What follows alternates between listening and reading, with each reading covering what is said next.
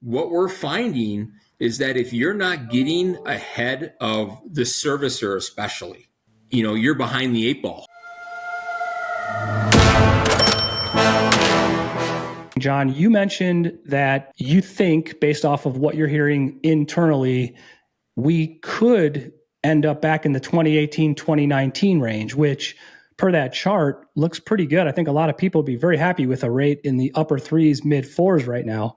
Yeah, I think we're getting there. Do I think that we're going to drop down below 4%? That's not where I'm going with this, but I think mid fours are realistic, right? I think that's a realistic area for us to go to by the time the Fed is completely done with all the cuts, the economy is stabilized. And this also plays a little bit of a role on, I don't want to go political here, but let's, the administration, right? The incoming administration will have a little bit of say in what happens here. We know both sides and where they kind of go with some of this, and we know whether or not LPAs could be reduced potentially depending on who takes over. So again, neither here nor there. That's speculation. We do know that rates will come down. It's just a matter of how fast and exactly when and how much time it's going to take to get to where we need to be. But I think the general consensus out there is, we should see rates down. You should be able to get somebody into the mid fours to mid fives, depending on their FICO score, purchase, rate and term, cash out, investment property. Obviously the LPAs that came into place over the last couple of years play a significant role now in rates, right? What I really think is interesting is take a look at this pie chart. 13% of all financed mortgages have a rate above 6%. So do the math. If we have $4 billion currently in servicing, 6% of that is currently available, potentially available right now today for a refinance, depending on, of course, how you structure that refinance, FICO scores, everything else, right? Are you willing to go borrower paid? Are you willing to take a little reduction in price or income for yourself to get that borrower that extra move that they may need, right? If you're a 2% broker, can you do this at 2%? Probably not. Can you do it at 1.5%, maybe 1.25%? Absolutely. You got to be willing to move ahead of everybody else and maybe take a little less in order to get it done. I like what you said there. Are you a 2% broker? And for those of us who don't know what that means, it's basically you're saying, are you the guy who has to make more money on your loans, or are you okay making a little less and helping out your clients? Now, I will tell you, I know a lot of loan officers right now in the industry who are not 2% brokers. They're 1%. They're helping everybody stop the bleeding right now. They're not making a ton of money, but they're saving their clients money, missing a couple or skipping a couple months, payments. And then, cause they know in another year, they're going to do it again.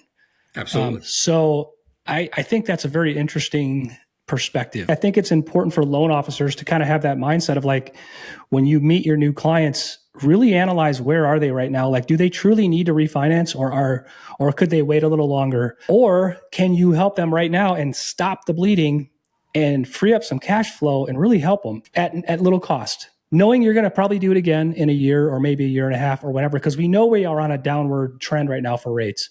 But the question is, do you help them now or do you just wait and help them in one big bang? And I think it depends on the individual. Yeah, absolutely. But again, my personal opinion, right? My personal opinion in talking with experts amongst my own company internally, right?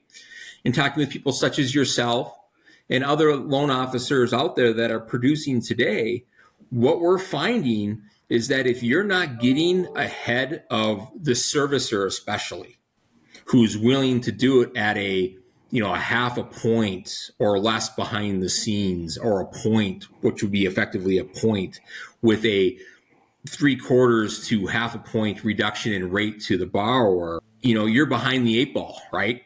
Borrowers are already making that leap with the servicers that are reaching out, or when they go to make their online mortgage payments, been bombarded with the chat boxes and the texts, everything else. We know some servicers out there are very, very aggressive.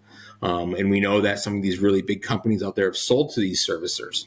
So you need to be top of mind, whatever that might look like for you. This information is to help you realize that you should be doing it. What you feel maybe $150 is not enough to make your borrowers move.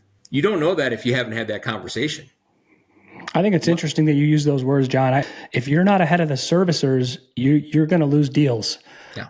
And I understand that as a servicer because they're a business too, right? Like they want to retain business. They don't want to lose money. And so they're going to go and make very little money to keep that client. Am I thinking about this correctly? Is there anything in there that I'm missing?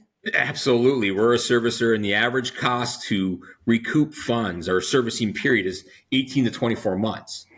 So for a loan that was just done in May, let's say at a 7.5, 7 5/8 rate, today you can turn around and do them at 6 5/8, 6 3/4. What is that, 3, 4 months, 5 months? I mean, the servicers are losing their money, and there's not much money in origination right now from the company standpoint either. Margins are so narrow to us, the lender, that the servicing is what's key to us. So we need to figure out a way to retain that servicing. So big servicers will reach out and hit those borrowers up trying to retain that servicing. And there's a lot of them that are known for it. And the best thing you can do as a loan officer, I mean, if we're playing devil's advocate here, is stay in front of your clients, get in front of them, and like you said, get to them before the servicer. Especially if you're willing to take a point and a half, right? Mm-hmm.